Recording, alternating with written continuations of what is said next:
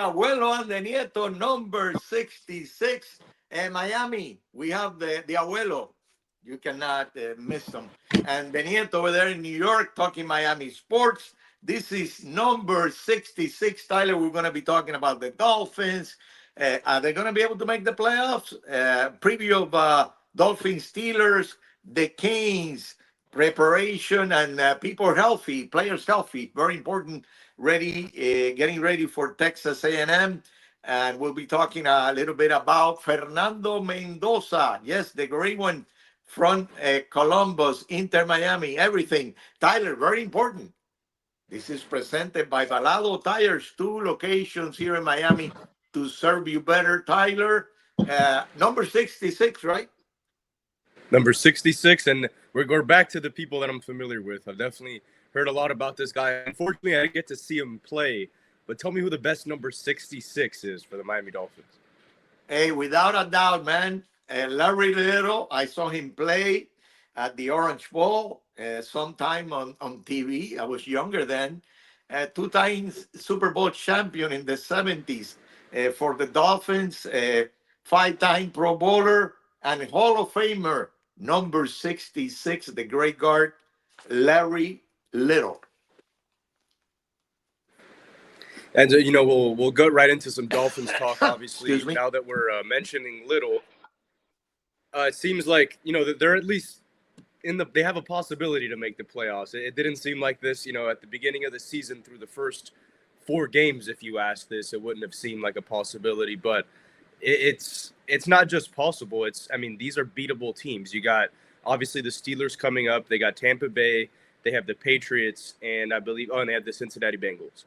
And those are 4 teams that have shown weaknesses. Obviously, the Patriots will probably be the toughest game on there, but we just saw the Buccaneers lose to the Falcons. The Steelers are beatable, of course, and then the Bengals have a plethora of weaknesses. So how are you feeling about their chances? Well, it's going to be tough, Tyler. They have to win the last 4 games, and they need help because they have quite a few things in front of them. So I would say that it's very difficult, but it's doable. I thought of maybe that they could lose one, and I thought of the New England game, away, and New England's been playing at a very high level. But I think that they probably have to win the 4 games remaining, and that is going to be very difficult because when you need help, there's always one or two things that they play maybe as well as you're playing or better, and that kills you. So I think it's going to be very tough. But you start with a game Monday night that is winnable versus the Steelers. The Steelers up and down all season, Tyler. And Rogers threw for 284 yards versus the Ravens, but he's been up and down, a lot more down than up. You have a guy like Smith that they got him in the trade from Miami. He's got 30 catches only in the season. Their top player in the passing game is Metcalf. He had a good game against the Ravens, but they run for 34 yards, Tyler. And the numbers, offensively and defensively, they're pretty bad. They have one. They have not run the ball consistently, and their passing game has been, pretty bad. Offensively, total offense number 27, and total defense number 28, allowing 369 yards per game. Now, at the same time, Tyler, I don't know what you think about this, but Tua has to be better because if it is a close game, cold weather, we know the problems he has had, except for the last game, even though the numbers were not there in the last game, especially in the second half. And he ends up with 127 yards passing, 1 touchdown. Tua and that passing offense has to be better. And not everything can be on Achane. And remember, Achane has got the problem with the ribs. Yeah, well, and with Tua, it's now 4 straight games below 200 yards passing, which even for him, he's not somebody who's going to go, throw for 300-400 yards every game, but that's uncharacteristic, for even his standards. So that is something to be concerned about. The obvious answer there is that they're missing Hill. That's a guaranteed, 100 yards by himself every game for the most part. And I wouldn't even say Waddle hasn't stepped up. He's made plays in situations when needed, but he's not, he doesn't have that number one chemistry with Tua just yet, where he can just rely on him every play, kind of like they did his rookie year. But that's no longer the case. So I think it's going to do with Waller getting kind of worked back into the lineup. We'll see. He wasn't very much of a factor in the last game, but I kind of agree with you. I think they'll just common sense shows that they'll lose at least one of those four games. Either I'd say the Patriots game or the Buccaneers is probably the most likely out of the two. I can confidently, think that they'll beat the Steelers with how inconsistent Rodgers has been. You saw how it was last game. I will say, I don't know if you noticed this. It was kind of interesting from the last Steelers game. DK Metcalf, they had a rough 3-and-out, and he got so mad that he stayed on the punt team and he kicked off the gunner on punt. He was like, "I'm going to run down on this punt," because they can't get anything going on offense, and their players are getting frustrated. So, for a defensive team like the Dolphins that struggle on that side, that's something to look forward to at least. But what we do have really a better catches team. what catches my eye, Tyler, is that running game. Not being as consistent as they have been in the past, and also the rushing defense being so weak, one of the weakest in the league. Tyler, we have Balado tires. We cannot forget Balado tires. They're always right there for us, and they'll be right there for you if you have a problem with your tires. 63 years established in Miami, 27th Avenue Northwest and 16th Street, and also Southwest 8th Street and 67th Avenue. If you're looking for tires, the place to go is Balado Tires. They also have brake service. But we have something else very important, Tyler, talking Miami sports, and it's the Canes, right? Yes, the Canes. Yeah, they made it. After all this deliberation we had, they got the nod over Notre Dame. I think rightfully so. If you win the head-to-head to the team, you can't make the argument, very much to the other side. So now they're in the playoffs. I will say, Texas A&M. I don't know how you feel about them. They're a very well-coached team. I think Mike Elko is a good coach. That's a team that's going to go hard and play play hard every game. They have Marcel Reed at quarterback, who I think he's good. He's coming back for another year, so hasn't played well enough to necessarily win anybody over in that sense. But you look, this game's going to fall on Carson Beck. It's that similar. You can analyze the other team as much as you want to. This team has proven that on every facet of the game, whether it's their pass rush, whether it's their receiver game, whether it's their run game, they can keep up with the best teams in the country. It's a matter if their quarterback comes through. I think you Yeah, might be able to for a game. When you talk about making a real playoff run, that's a bigger question. But I do expect Miami to get the win and Carson Beck to at least manage his way through a good game. At the end of the day, it comes down to decision making for him. If he takes these risks, he could play this team out of the game. And he's played better. He's played better in the last 4 or 5 games. He had two pretty bad games, but outside of that, he's played pretty well. I believe so that Beck will be key, and also the defense has to stay up to the level they have played. But we're going to get more into the preparations and details, and basically some predictions next week in the next podcast. But I believe that yes, Reed is the key guy. That Tyson, I mean Tyson. Well, you're not Tyson. No, I'm not. Never The been Tyson. boxer. Yeah, the boxer. Where did I get Tyson in there? 25 TDs through the air. Tyler, 6 TDs running. So he can do, he can do everything. And remember Concepcion also, okay? This is a guy that might be a late first round pick, 57 catches. And Carver is got 52, the other receiver. So they can do it offensively. I think that defensively is when they're not maybe to the level of Miami. So I think Miami is going to be able to, move the ball. And especially if they can run the ball, because sometimes in some of the games, the last few games, Miami has not been as consistent running the ball. And then basically they have put a man in the box and, make a Beck beat them. And most of the time, Beck is being able to beat them. But I think it'll be the same strategy again, that offensive line is, I think, is the key for Miami. And they have been the key basically in most games, Tyler. But we cannot forget Fernando Mendoza, Tyler, Heisman Trophy winner, most likely Saturday night. And he deserves it, Tyler. 2,180 yards, 33 TDs, a rating of 181. And he will be, the third Hispanic to win the Heisman, and the first high schooler from Miami, right? And the first guy from Columbus, obviously, to win the Heisman Trophy. That is great, Tyler, right? And you know the guy, the type of guy that he is, right?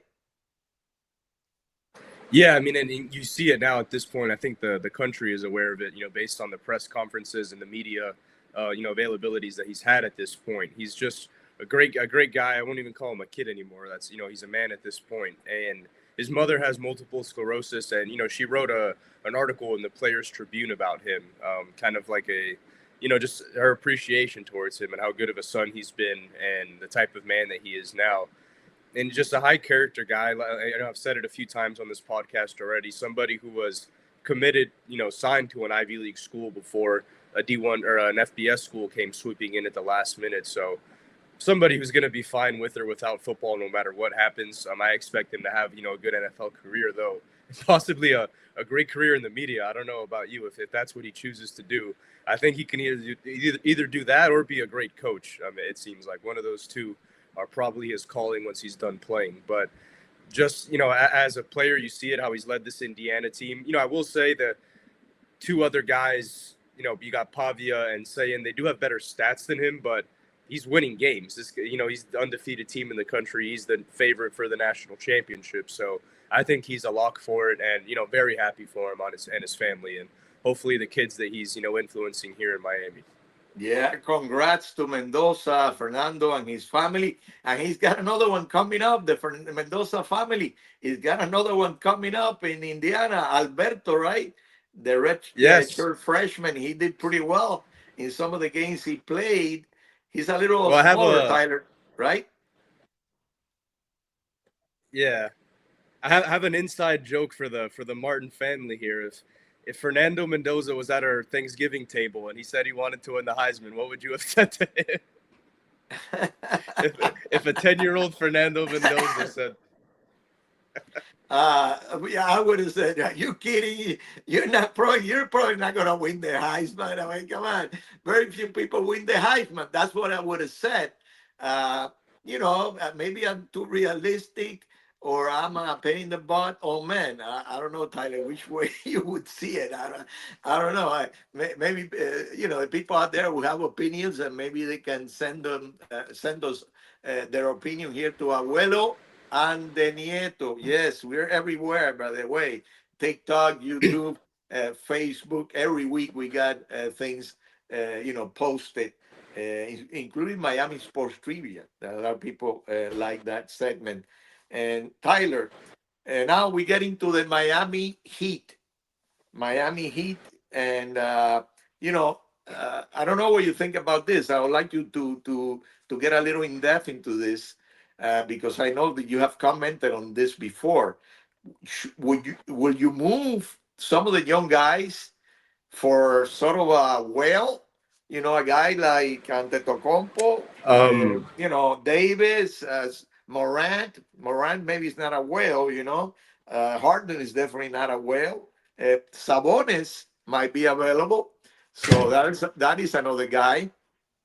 Uh, which is, he plays at a very high level, three-time All-Star.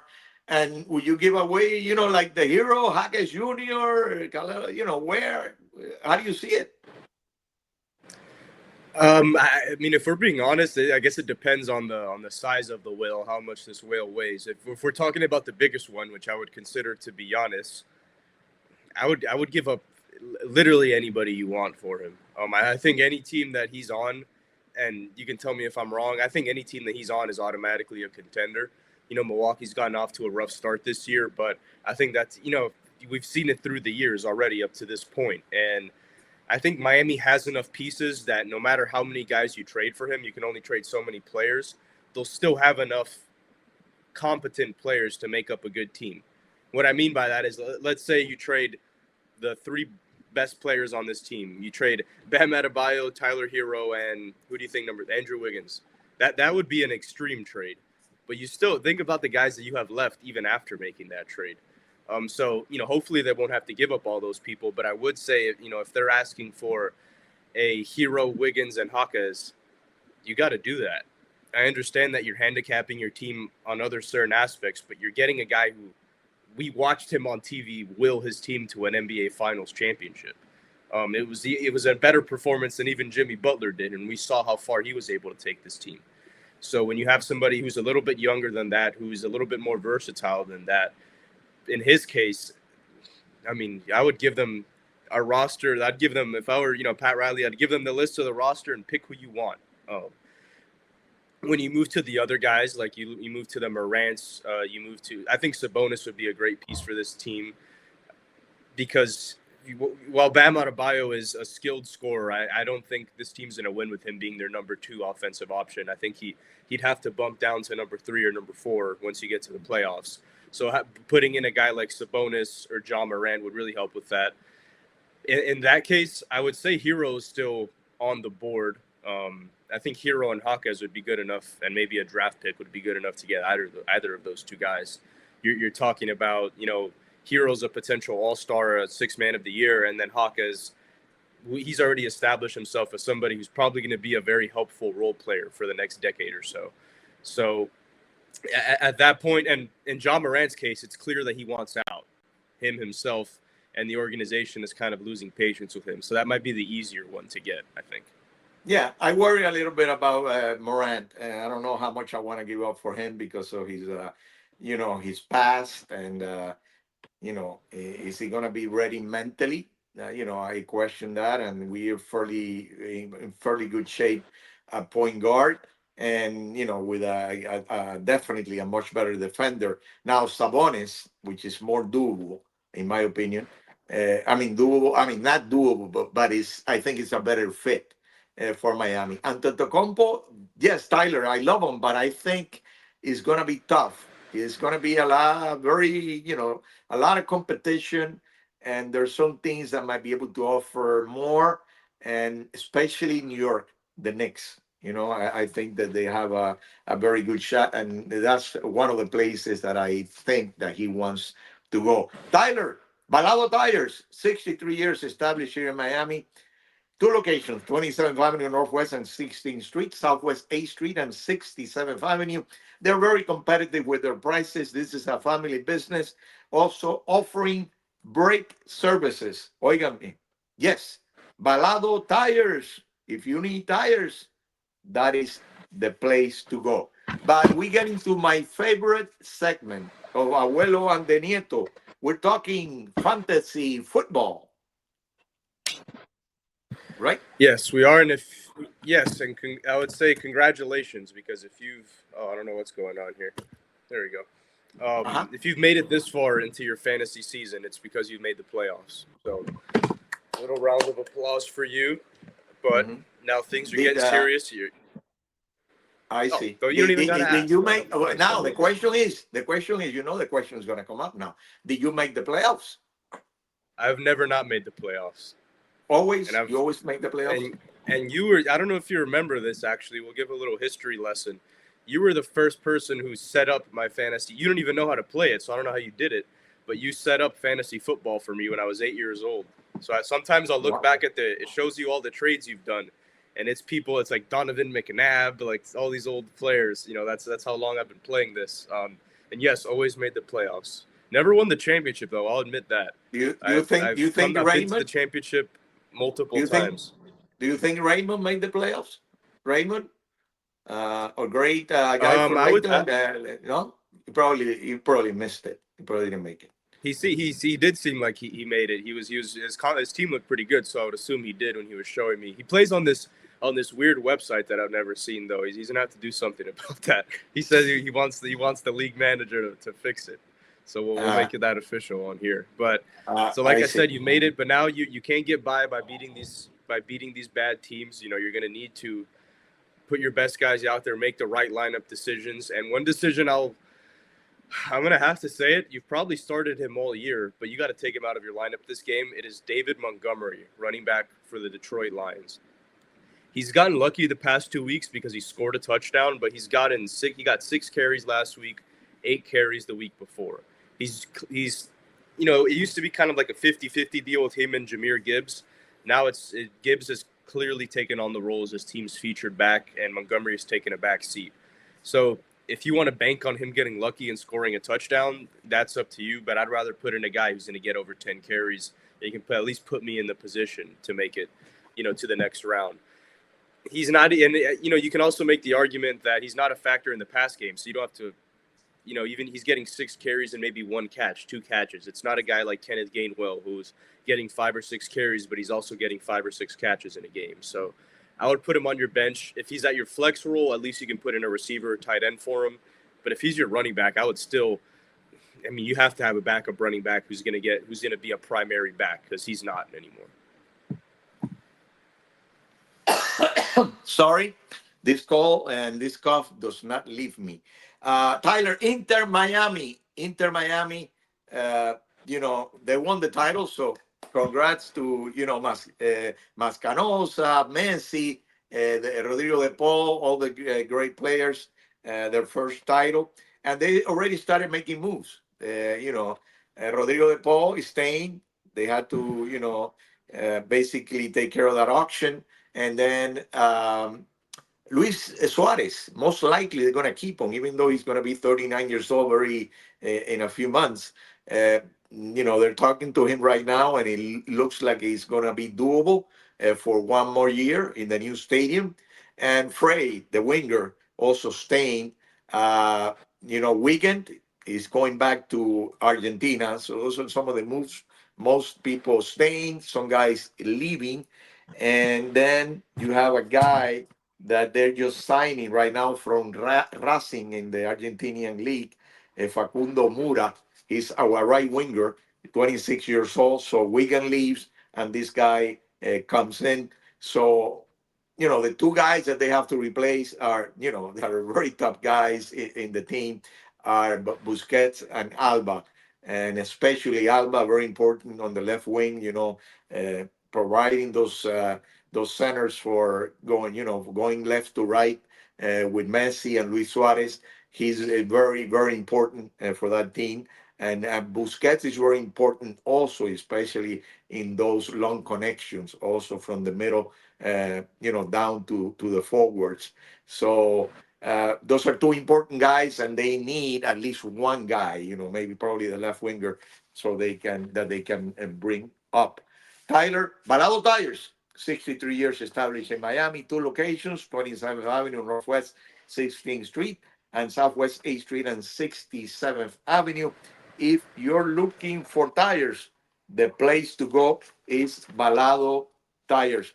Tyler, but we would like to recognize, we do it all the time here in Abuelo and the Nieto, great Hispanic athletes. And most of the time we do it in Spanish, and we're going to do it in Spanish again. We're talking about Juan Pablo Montoya, el gran piloto colombiano. Comenzó su carrera en el circuito Champ Car en 1999, ganando 10 carreras. También compitió en IndyCar, Fórmula 1 y NASCAR, ganador del Gran Prix de Australia e Italia en el 2001, y el de Brasil en el 2005, y a Estados Unidos, el de Estados Unidos en el 2006. En total, 25 triunfos entre todos los circuitos de primer nivel a nivel profesional.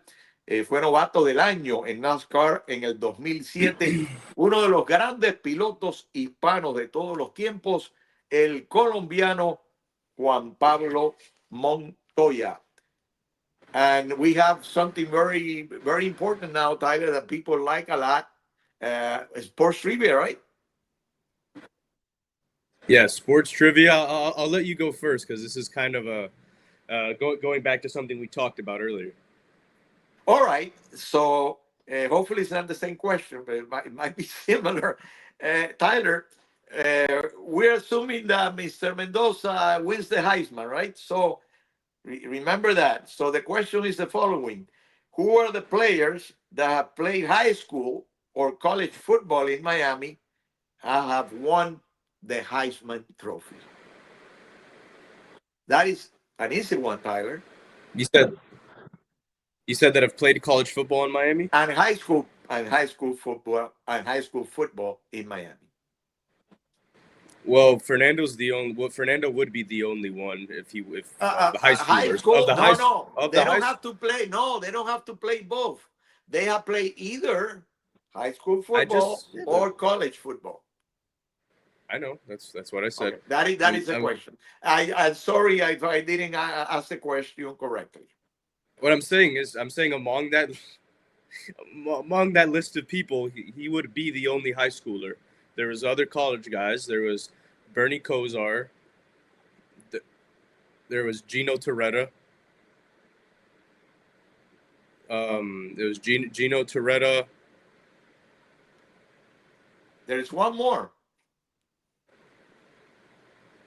Not Vinny Kosar. Testaverde. Vinny Hey, Testaverde. now you got it. So Mendoza, Testaverde, Gino, Torreta, three guys. One in playing high school and the other two in college. So what do you have for me, Tyler? Who is the Miami-Dade County all-time career rusher, leading rusher, high Oh, school football? is it James Cook? No. Uh, Miami-Dade County leading rusher, and it's not James Cook. It's a guy whose Uh, son, both he had twin sons that played at the University of Miami just a year or two ago. mm, oh, twin sons that played at the University of Miami a couple of years ago. Oh, Tyler, you got me, man. You know that memory from the old man. It kills him sometimes. It is the all-time leading rusher in Miami-Dade County history is Bobby Washington from Miami Killian, Oh, 2004 Bobby. graduate. Went on to play at NC State. All right, all right, all right. So, Tyler, we have done it again. Abuelo and the Nieto talking Miami sports. Hey, look for us and follow us. Very important. Facebook, YouTube, and TikTok. Abuelo and the Nieto. Arrivederci. Hasta luego.